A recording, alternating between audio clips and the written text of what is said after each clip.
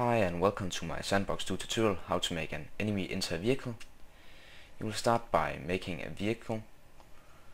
I will use the Asian LTV in this tutorial. Place it somewhere and then make an enemy. We will use this here. Now scroll down in the roller bar and say create flow graph. Select new and then enter something you can remember. You will enter 1. Now right click on the gray area and say add node, entity and entity ID. There should be a little gray spot. Scroll in like here, right click again, say add node, vehicle and enter.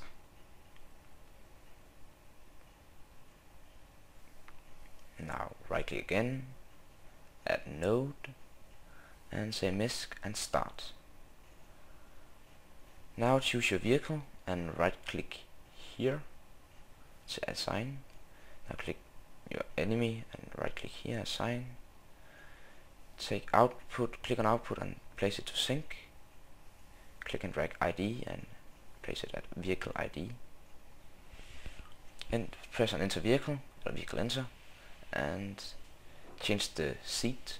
You can change into everything you want, but we will use gunner. Now close down the box and watch your enemy going into the vehicle.